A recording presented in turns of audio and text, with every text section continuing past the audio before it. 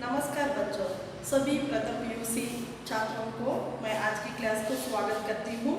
बच्चों, पिछले क्लास में लास्ट क्लास में तुम्हें भिन्ना लेसन की मैं प्रस्तुत किए थे। उसमें भिन्ना लेसन की लेखिका है महादेवी वर्मा। महादेवी वर्मा जी की बाल्य कथा और अपने घर में रहने वाले ममता के प्यार भरी ममता के बारे में और उन्होंने पाला हुआ कुछ जानवर और पक्षियों के माता की ममता के बारे में वो उन्होंने कहे थे। कौन? महादेवी वर्मा। वो पिछले क्लास में इसके बारे में मैंने कहा था। आज की क्लास में ऐसा ही अनेक घरों में भी माता अपनी बच्चों को पालन करती है, उसी तरह महादेवी वर्मा के घर में भी अनेक पशु पक्षियों के उन्होंने पाला हुआ था। उस पशु पक्षियों में बिल्ली के बारे में और चिड़ियाओं के बारे में और श्यामा गाय के बारे में उन्होंने अपने बच्चों को कैसे पालन करते थे, इसी के बारे में उन्होंने पहले इंट्रोडक्शन में लिखा था। ऐसा ही अपनी सहेली महादेवी वर्मा की सहेली बिंदा को भी एक पंडिताइन चाची थी।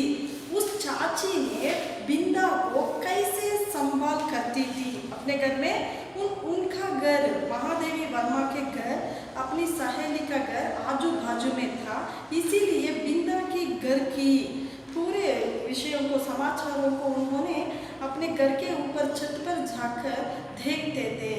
उसे बिंदा की पंडिताइन चाची की सौंदर्य और उन्होंने कैसी थी, इसी के बारे में आगे महादेवी वर्मा ने लिखी हुई है। इस प्यारा में महादेवी वर्मा ने पंडिताइन चाची की सौंदर्य और उन्होंने कौन कैसे थी, इसी के बारे में परिचय दिया हुआ है।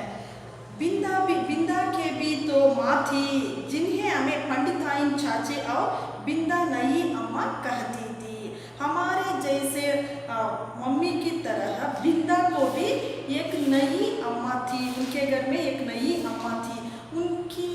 उनको हमें पंडिताइन चाची कहते थे, क्योंकि पंडिताइन का मतलब बिंदा के पिताजी पंडित थे, इसलिए पंडित की पत्नी को पंडिताइन चाची कहते थे। और वे अपनी गोरी देखने में उन्होंने बहुत गोरी थी। कौन? बिंदा की पंडिताइन माँ। और मोटी देह को उन्होंने गोरी के साथ और मोटी भी थी और रंगीन साड़ी से सजे खजे चारपाई पर बैठकर फूले घाल और चपटी सी नाक के दोनों के और नीले खांज के बटन से चमकती हुई आंखों से युक्त मोहन को तेल मलती रहती थी। उन्होंने देखने में गोरे थे, बहुत से बहुत गोरी थी और उन्होंने मोटी देह को रंगीन कपड़े साड़ी से पहना हुआ था और चारपाई पर नीचे बैठ गई थी। नीचे बैठकर फूलों को घाल कर रही थी और उनकी नाक चपटी हुई सी, दोनों नीले कांच के बटन से चमकती हुई आंखों से, उनके आंखों नीले कांच जैसी दिखती थी। किसकी आंखें? बिंदा की माँ की, चाची की आंखें। और उन्होंने मोहन को तेल मलती रहती थी, चारपाई पर बैठकर अपनी बेटा मोहन को तेल लगाती थी। और उनकी विशेष कारीगर से संवार पाटियों के बीच में लाल साई की मोटी लकीर सा सिंदूर, उन्नीदी सी आंखों में काले डोरे के समान लगाने वाले काजल। उन्होंने चपटी हुई नाक को दो कांजे जैसे चमकीले नाखून रखती थी और उसी के उनके माथे पर सिंदूर को लगाई थी। कौन? बिंदा जी की चाची सिंदूर को लगाई थी और उनके आंखों नींद जैसी आंखों भी बहुत चमक रहे थे। चमकीले कर्णफूल उनके कानों में, उनके इयररिंग्स भी बहुत अच्छी थी। गले की माला, उन्होंने गले में एक माला को पहनी थी और नगदार रंग बिरंगी चूड़ियाँ, उनके दोनों हाथों में रंग बिरंगी चूड़ियाँ को पहनी हुई थी। कौन? बिंदा की चाची। और घुंघरूदार बिच्छू, ये मुझे बहुत बातें थे। उनके पाँवों में रहने वाले उंगलियों को उन्होंने बिछुए पहनी हुई थी। वो भी बहुत पसंद आती थी किसको, लेखिका महादेवी वर्मा को। और क्योंकि यह सब अलंकार उन्हें गुड़िया की समानता दे देते थे, ये सब अलंकार को देखकर लेखिका महादेवी वर्मा ने पंडिताइन चाची को एक गुड़िया जैसी दिखती थी। उसका अलंकार उतना सुंदर से उन्होंने करती थी, कौन, बिंदा की चाची। और यह सब तो ठीक था, ये तो देखने में, ये तो ड्रेस कोड्स, ये तो अट्रैक्शन बहुत अच्छे थे, लेकिन पर उनका व्यवहार, उनका रीति रिवाज, उनके घर में रहने वाले रीति नीति विचित्र सा जान पड़ता था, बहुत से बहुत विचित्र लगता था। उनके ड्रेस के बारे में और उनके मन बहुत बहुत अलग थे। ये महादेवी वर्मा ने उसको जान नहीं पाती थी। सर्दी के मीन्स ठंडी के दिनों में हमें धूप निकलने पर जगाया जाता था। धूप निकलने का मतलब सुबह 7-8 बजे पर धूप आने के बाद उन्होंने उठते थे, कौन, लेखिका ने। और गर्मी पानी से हाथ मुंह धुलाकर मोजे, जूते और ऊनी कपड़ों से सजाया जाता था। उठने के बाद उन्होंने अपने पाँवों को, मोजे का मतलब है शॉर्ट्स डालते थे और जूते पहनते थे और ऊनी कपड़ों को पहनाते थे। उनकी माँ ने, किसकी माँ, लेखिका महादेवी वर्मा जी की माँ ने सर्दियों के दिनों में अपने बच्चों को सूर्योदय के बाद, धूप निकलने के बाद उनको जगाया करते थे। जगाने के बाद क्या करते थे, उनके पाँवों को सॉक्स लगाते थे, स्लीपर लगाते थे और ऊनी का कपड़ा भी लगाते थे। और मना कर गुनगुना दूध पिलाया जाता था। इसी के साथ मना कर मीन्स बहुत खुशी से गानों को गुनगुना कर दूध को पिलाया जाता था। और तब पड़ोसी के घर में पंडिताइन चाची की स्वर उच्च से उच्चातर होता रहता था। हमें घर के ऊपर छत पर ये कार्य करते थे। उसी समय में बाजू के घर में पंडिताइन चाची की स्वर बहुत उच्च से उच्च सुना रहा था। यदि उस गर्जन तर्जन का कोई अर्थ समझ में ना आता था, उन्होंने बहुत से बहुत चिल्लाते थे, कौन, पंडिताइन चाची। वो चिल्लाने में वो कौन सी बात करती है वो ना समझ में आती थी, किसके लिए उन्होंने ऐसे चिल्लाती थी तो वो इसको समझ में नहीं आता था। तो मैं उसे श्यामा के रंबाने के समान स्नेह का प्रदर्शन भी समझा सकती थी। हमारे घर में रहने वाले श्यामा गाय भी ऐसे अपने बछड़े के लिए रंबा रही है, लेकिन ऐसा नहीं है, ये पंडिताइन चाची का ये चिल्लाने का आवाज़ ऐसा नहीं है, परंतु उसकी शब्दावली परिचित होने के कारण ही कुछ उलझन पैदा करने वाली थी। ऐसे कुछ बातों से परिचित होने पर भी उनको कन्फ्यूजन्स लगते थे। वो कौन से किसके लिए कहा है, क्या कह रहा है, ऐसा मन में आतंक होता था। उठती है या आऊँ, वो गरजाती है, वो चिल्लाती है क्या आवाज़ से, तो उठती है क्या, मैं आऊँ।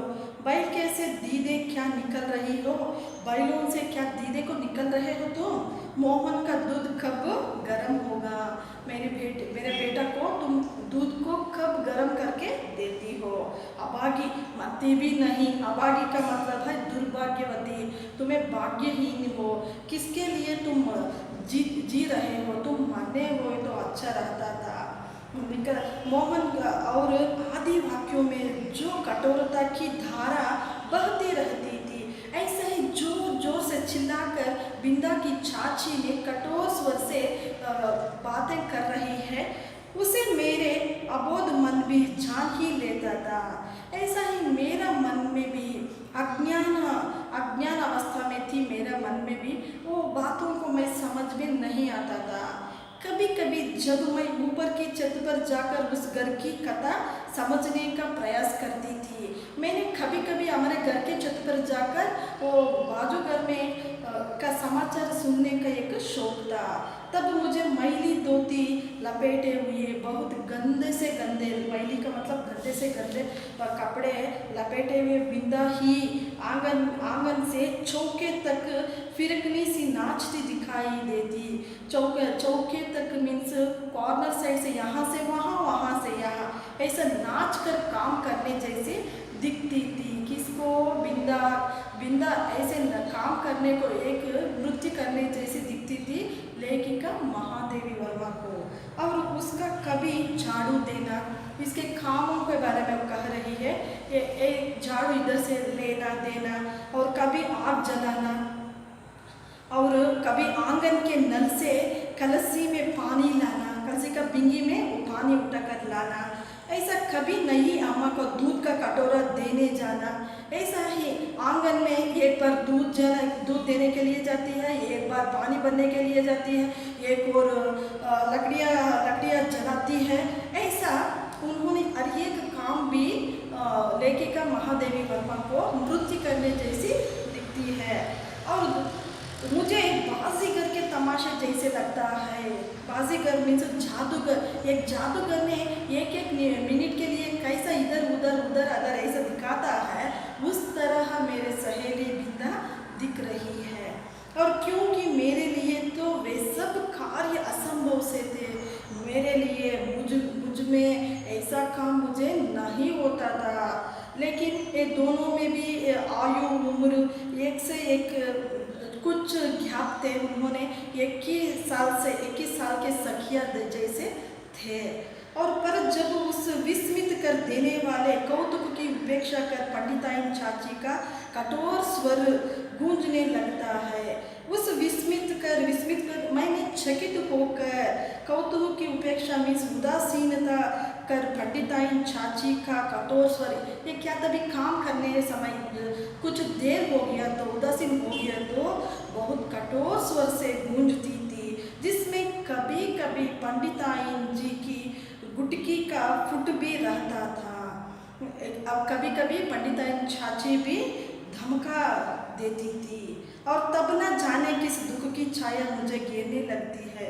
ये सभी देखकर मुझे आतंक की छाया, दुख की छाया मुझे घेर लेती थी। किसको? लेखिका महादेवी वर्मा को, जिसकी सुशीलता का उदाहरण देखकर मैंने नटखटापन को रोका जाता था। इसकी सुशीलता, किसकी? अपनी सहेली की सुशीलता को देखकर उन्होंने नटखटापन, उसके मन में वो एज में, वो आयु में रहने वाले पूरे ये साहस की ये पूरे दूर हो गई थी, नटखटापन उससे दूर हो गई थी। और वही बिंदा करके चुपके कौन सा नटखटापन करती रहती है। उन्होंने बिंदा के घर आने के समय में कुछ तमाशे ऐसे करती थी। इसे बहुत प्रयत्न करके भी मैं ना समझ पाती थी। मुझे उसी की तरफ में पूछने के लिए, जानने के लिए बहुत प्रयत्न करती थी, लेकिन मैं एक भी काम नहीं करती थी। लेकिन वो एक काम भी लेखिका नहीं करती थी और रात दिन ऊधम मचाती रहती थी। उनके चाची जी रात और दिन बहुत शोर मचाती, कौन? लेखिका शोर मचाती थी। पर मुझे तो माँ ने ना मर जाने की आज्ञा दी। मेरी माँ ने उसकी माँ तरह मेरे सामने नहीं मर जाती है, ऐसा आज्ञा मुझे दे दिए है। कौन? लेखिका महादेवी वर्मा ने अपने घर में एक काम भी नहीं करते थे, लेकिन इधर उधर शोर मचाकर खेलते थे और बच्चे जैसे नटखटापन करते थे। लेकिन अपनी माँ, लेखिका की माँ ने वादा किया था कि मैंने तुम्हारे सामने नहीं मरता हूँ, और आंखों निकल लेने की भय दिखाया। एक बार मैंने पूछी भी, क्या पंडिताइन चाची तुम्हारी तरफ नहीं है? लेखिका महादेवी वर्मा ने अपनी माँ से कहती है इस वाक्य को, क्या पंडिताइन चाची तुम्हारी तरह नहीं है? इस वाक्य को तुम्हें अंडरलाइन करो, ये किसने किससे कहा के आता है। इस वाक्य को लेखिका महादेवी वर्मा ने अपनी माँ से कहती है।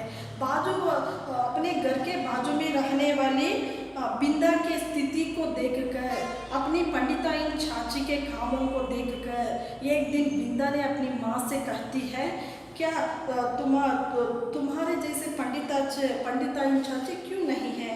माँ ने मेरी बात को अर्थ कितना समझा यह तो पता नहीं।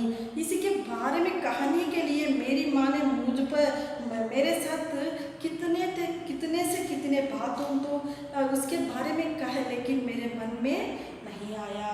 उनके संक्षिप्त है से ना बिंदा की समस्या का समाधान हो सका और ना मेरी उलझन सुलझ पाई।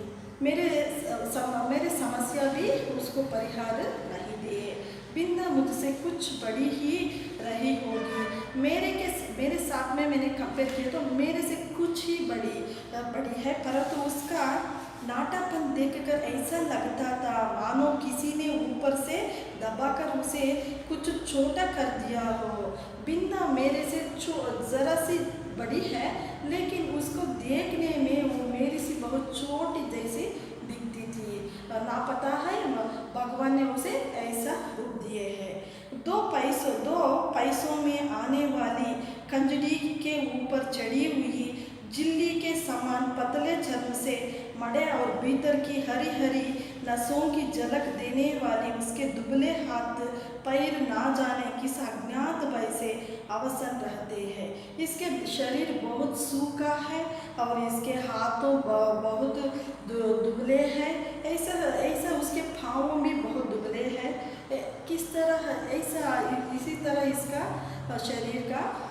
शरीर को बना हुआ है ये भगवान ने। कहीं से कुछ आहट होती ही उसका विचित्र रूप से चौंक पड़ना और पंडिताइन चाची का स्वर कान में पड़ते ही उसके सारे शरीर का तरतरा उठता। लेकिन उन्हीं काम में उन्होंने लग्न होने के बाद एक बार पंडिताइन चाची की आवाज़ सुने तो उनके शरीर और उनके पाँव तरतरा उठती थी। किसको? बिंदा को। और मेरे विस्मय को बढ़ा ही नहीं देता। प्रत्युत उसे भय में बदले देते थे। उसके मन पूरे के पूरे भय से बदल देते थे। और बिंदा की आंखें तुम मुझे पिंजरे में बंद चिड़िया की याद दिलाती थी। मैंने कभी कभी बिंदा के आंखों को देखते थे, लेकिन बिंदा को आंखों में मुझे क्या दिखते थे कि एक पिंजरे में रहने वाले चिड़िया जैसी दिखती थी। कौन? बिंदा। किसके लिए ऐसा दिखती थी? लेखिका महादेवी वर्मा को। एक बार जब 2-3 करके तारे गिनते उसने एक चमकीले तारे की ओर उंगली उठाकर कहा। उन्होंने एक बार ऐसा ही दोनों मिलकर छत पर रहने समय उन्होंने तारों को गिन रही थी। कौन? बिंदा और लेखिका ने तारों को गिन रहे थे। वह रही मेरी अम्मा। तब बिंदा कहती है, एक नक्षत्र को देखकर, आसमान में रहने वाले एक नक्षत्र को देखकर वो रही मेरी अम्मा है। तब तो मेरे आश्चर्य का ठिकाना ना रहा। मुझे बहुत आश्चर्य हो गया ये बात सुनकर। बिंदा के मुंह से ये बात सुनकर लेखिका महादेवी वर्मा को बहुत आश्चर्य हो गया। क्या सबकी एक अम्मा तारे में होती है? क्या हमारी अम्मा तारे में भी रहती है? और एक घर में रहती है और एक अम्मा तारे रूप में आसमान में रहती है। ऐसा उनको कंफ्यूजन हुआ ये बात सुनकर। पूछने पर बिंदा ने अपनी ज्ञात कोश में से कुछ कण मुझे दिए और तब मैंने समझा कि जिस समय कोई ईश्वर बुला लेता है। उन्होंने समझाया कि बिंदा ने अपनी माँ मर गई है और भगवान ईश्वर के पास चले गए हैं और बाद में एक नक्षत्र बनकर मुझे वहाँ से दिख रही है। ये सुनकर मुझे कुछ पता चला। वह तारा बनकर ऊपर से बच्चों को देखती रहती है और जो बहुत सज धज से घर में आती है। उन्होंने तारा बनकर बच्चों को, बाद में बिंदा ने नक्षत्र के बारे में अपनी माँ के बारे में समझाती है। उनके बाद मेरा मन समझने की प्रयास किए और मेरी बुद्धि सहज ही पराजय स्वीकार करना नहीं जानती। इसी से मैंने सोच कर कहा, तुम नई अम्मा को पुरानी अम्मा क्यों नहीं करती? उन्होंने लेखिका महादेवी वर्मा ने कहती है, तुम्हारे नई अम्मा को तुम्हें अम्मी जैसे क्यों नहीं पुकारती हो? वो तब कहती है, बिंदा ने कहती है, फिर वे ना नहीं रहेगी और ना डांटेगी। मेरी अम्मा रहे तो ऐसे नहीं देखभाल करती थी, मुझे एक बार भी नहीं डांट रही थी। इसी तरह वो नक्षत्र के बारे में बिंदा ने महादेवी वर्मा को समझाती है और उनके सौतेली माँ के सौंदर्य और उनके रहन स्थिति रीति के बारे में आज हमें देख लिए थे। व्याकरण भाग से हम आज इसी के साथ 8th मेन में 8वीं मेन में विलोम शब्द लिखिए। पेज नंबर 40 में देखिए उल्टे अर्थ वाले शब्द। विलोम शब्द का अर्थ क्या है बच्चों? विलोम शब्द कहे तो क्या है? एक ही सार्थक शब्द को उसी के बारे में उल्टे अर्थ देने वाले शब्दों को हमें उल्टे अर्थ या विपरीत अर्थक या विलोम शब्द कहते हैं। एक सही शब्द को उसके अर्थ के बदले में हमें दूसरे अर्थ देने वाले शब्दों को उल्टे अर्थ देने वाले शब्दों को हमें विलोम शब्द कहते हैं। तुम्हारा पाठ्य पुस्तक में कुछ विलोमार्थी शब्दों को दिए गए हैं, उसी के बारे में आज आंसर्स मैं लिखती हूँ। तुम्हें पेंसिल से ये आंसर्स को तुम्हें टेक्स्ट बुक पर लिखनी चाहिए। पहला देखिए दुर्बल। दुर्बल का विलोम शब्द विपरीत अर्थक में दुर्बल को क्या आता है? दुर्बल को सबल आता है। 8th मेन का फर्स्ट वन आंसर दुर्बल को सबल आता है। 8th main first answer. ये विलोमार्थ में दुर्बल का विरोधार्थी शब्द अर्थ सबल आता है। और सेकेंड वन देखिए स्पष्ट दिया हुआ है। स्पष्ट का विरोध शब्द विलोम शब्द अस्पष्ट है। स्पष्ट को अस्पष्ट है।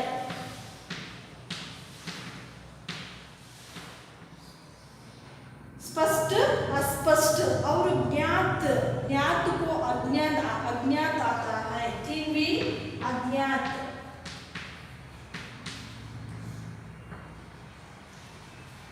ये पूरे 8th मेन का आंसर्स है। तुम्हें पेंसिल से लिखकर बाद में तुम्हें क्लास वर्क में ये मेन को लिखनी चाहिए। और मृत्यु को विलोम शब्द मृत्यु को जन्म आता है।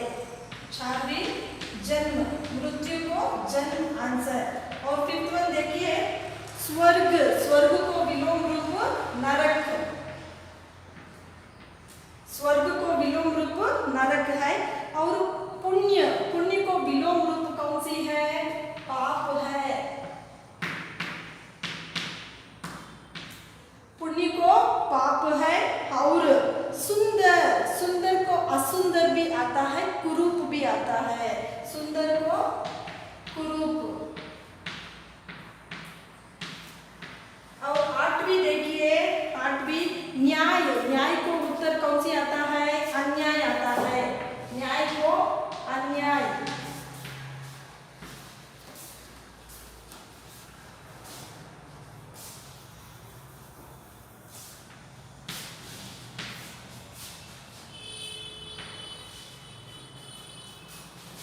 न्याय अन्याय आता है। और पराजय का उत्तर है जय। जय को पराजय। और स्वाभाविक को उत्तर है अस्वाभाविक।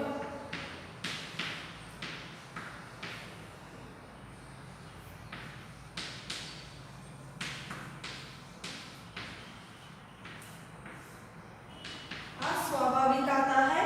और अंत में लास्ट वन देखिए ऊपर को कौन सी आता है? नीचे। ऊपर को कौन सी आता है? नीचे। 8th मेन में विलोम शब्द दिए हुए हैं। विलोम शब्द का अर्थ क्या है? दिए हुए सही अर्थ देने वाले शब्दों को उसी के उल्टे अर्थ देने वाले शब्दों को हमें विरोध शब्द और विलोमार्थी शब्द कहते हैं। विलोम शब्द का अर्थ दिए हुए सही शब्द के बदले में हमें उल्टे अर्थ देने वाले शब्दों को हमें विलोम शब्द कहते हैं। फर्स्ट वन दिए हुए दुर्बल का उत्तर कौन सा है? सबल है। स्पष्ट को अस्पष्ट है उत्तर। और ज्ञात को कौन सी है? अज्ञात है। और मृत्यु का कौन सा है आंसर? जन्म है। और स्वर्ग का आंसर नरक है। और पुण्य का आंसर कौन सी है? पाप है। और सुंदर को कुरूप है। और न्याय का उत्तर है अन्याय है। और पराजय दिए हुए है। पराजय का उत्तर है जय। और स्वाभाविक को आंसर अस्वाभाविक है। और ऊपर का है नीचे। बच्चों मैं आज क्लास के साथ यह व्याकरण वर्ग को समाप्त करती हूँ बच्चों। अगले क्लास में हमें 8 मई के साथ तुम्हारे पाठ्य पुस्तक में भाषाभ्यास में दिए हुए 5th मई को देखिए। यहाँ 5th मई में कारक चिन्हों से रिक्त स्थान भरिए ये में दिया जाता है। इसमें तुम्हें 5 अंक से प्रश्न पूछा जा सकता है। तुम्हारे वार्षिक परीक्षा में 5 अंकों से ये में को पूछते हैं। यहाँ कारकों की सिंबल को, कारकों की अक्षरों को ब्रैकेट में दिए जाते हैं। तुम्हें यहाँ चूज कर यहाँ वहाँ सेलेक्ट करके वो फिल इन द ब्लैंक्स में तुम्हें फिलअप करनी चाहिए। पेज नंबर 39 देखिए 39, पेज नंबर 39 में 5th में दिया हुआ है। देखिए बिंदा डैश समस्या का समाधान ना हो सका। बिंदा डैश समस्या का, बिंदा की समस्या का समाधान ना हो सका। उसका पहला आंसर ही लिखनी चाहिए। 5th में का आंसर फर्स्ट वन आंसर है। सेकेंड वन देखिए बिंदा डैश मेरा उपाय कुछ झंझा नहीं। बिंदा को मेरा उपाय कुछ झांझा नहीं। 3वीं देखिए उसके घर जाने डैश माँ ने मुझे रोक दिया था। उसके घर जाने से, सेकेंड वन को आंसर को आता है और 3वीं आंसर से आता है। उसके घर जाने से माँ ने मुझे रोक दिया था। और 4वीं देखिए चूल्हे पर चढ़ाया दूध उफना जा रहा था। पर 4th वन आंसर। 4वीं देखिए चूल्हे डैश चढ़ाया दूध उफना जा रहा था। 4वीं आंसर है पर, चूल्हे पर। 5th में का आंसर सभी एक बार देखिए। कारक चिन्हों को देखकर तुम्हें सही कारक को सेलेक्ट करके वो फिल इन द ब्लैंक्स में खाली स्थानों में तुम्हें भरनी चाहिए। ये 5 अंक से पूछा जा सकता है। फर्स्ट क्वेश्चन देखिए। फर्स्ट क्वेश्चन बिंदा डैश समस्या का समाधान ना हो सका। इसका आंसर है बिंदा की समस्या का समाधान ना हो सका। सेकेंड वन देखिए बिंदा डैश मेरा उपाय कुछ झंझा नहीं। बिंदा को मेरा उपाय कुछ झंझा नहीं है।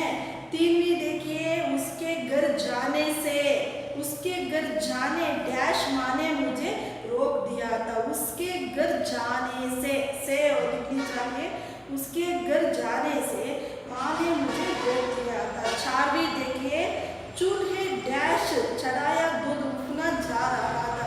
चूल्हे पर, 4वीं आंसर चूल्हे पर चढ़ाया दूध उफना जा रहा था। बच्चों ये 2 मई के साथ मैं आज की क्लास समाप्त करती हूँ। अगले क्लास में हमें इस कहानी को कंटिन्यूशन करें और इसी के साथ एक व्याकरण भाग को मैं प्रस्तुत करती हूँ। अब तक की क्लास, आज की क्लास मैं समाप्त करती हूँ बच्चों। धन्यवाद।